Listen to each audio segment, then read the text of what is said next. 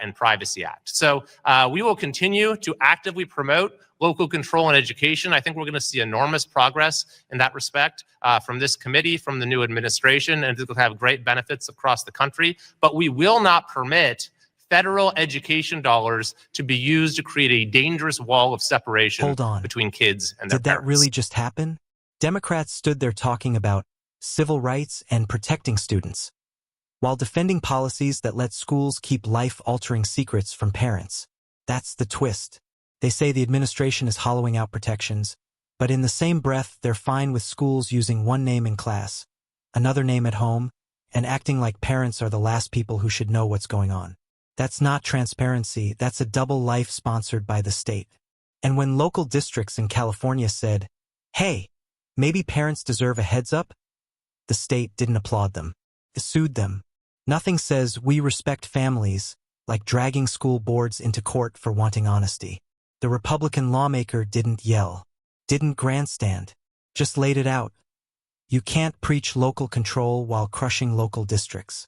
You can't scream civil rights while sidelining parents. The contradiction was so loud it didn't need a microphone. If you think something smells off here, you're not alone. Hit like, subscribe, and buckle up.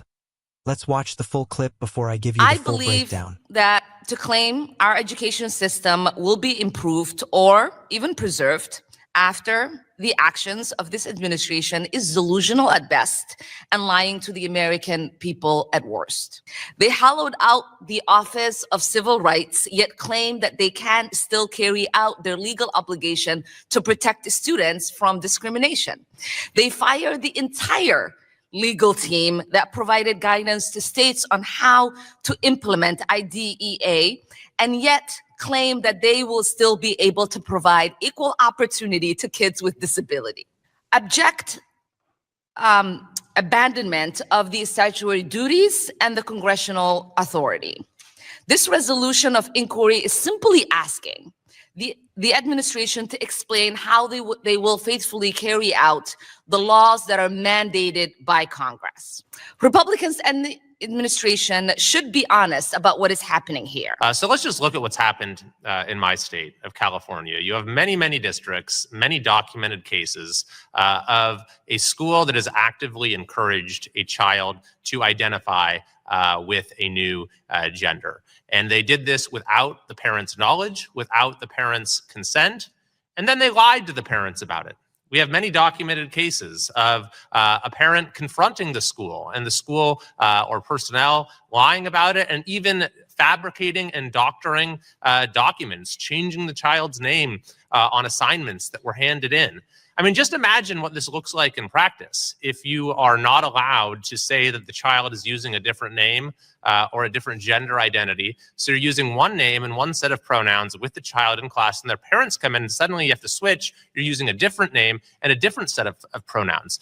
This is absolute madness. So because of the prevalence of this across our state, a number of responsible districts came forward and said, we're not going to do this. We're going to put protections for students and their families into our district policy and say that this is something that parents have the right to know about. So how does the state respond? The Attorney General, with the backing of the governor, they immediately start suing these districts. They start filing lawsuits trying to get binding legal judgments that will force these districts to lie to parents. And then on top of that, the supermajority legislature passes a bill and the governor signs it that, as a matter of state law, says that we are not going to allow districts to tell parents the truth.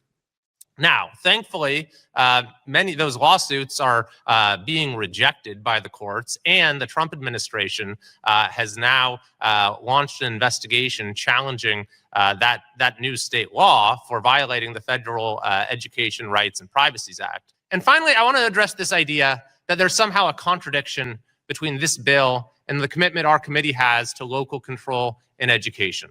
That is absolutely not the case. We support local control in education because we believe that curriculum and school offerings and the different options available to parents should reflect the values of the community. That there should be direct input from the community and local elected officials, and a whole host of other reasons, such as allowing for innovation and the fact that the schools generally are not run best from Washington, D.C. But that doesn't mean that we can't have civil rights laws. We have civil rights laws in this country that provide a basic level of protection for the dignity of each person.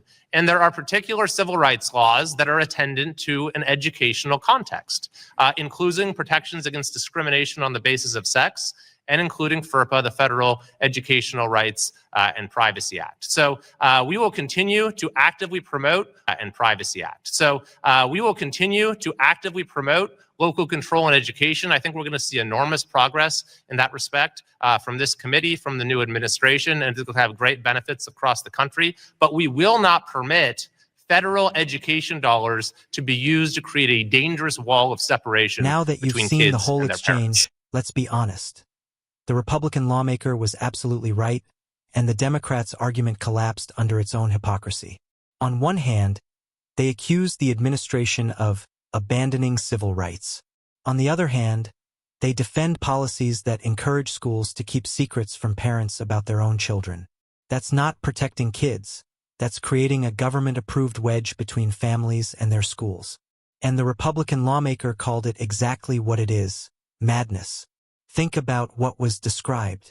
Schools using one name and set of pronouns in class, then switching scripts the second a parent walks in. Staff allegedly altering documents. Districts being sued for wanting basic parental notification. That's not inclusion, that's institutionalized deception. And when districts in California said, "We're not doing this," parents deserve to know the state didn't debate them, it sued them. That tells you everything. Democrats love to chant local control when it suits them. But when local communities decide they want transparency and parental rights, suddenly the Attorney General shows up with a lawsuit in hand. So which is it? Local control or Sacramento control? Because you can't preach community values while crushing communities that disagree with you. And here's the part they don't like hearing. Civil rights laws were never meant to erase parents. The Republican argument was crystal clear. You can support local control and still enforce basic protections like FERPA. You can defend dignity without building a wall between kids and their families. Federal education dollars should not fund secrecy. Period. The Republican lawmaker didn't attack students. He defended parents. He defended transparency. He defended the idea that government schools answer to families, not the other way around. And that's why this hit so hard. Because when you strip away the emotional buzzwords, what's left is simple.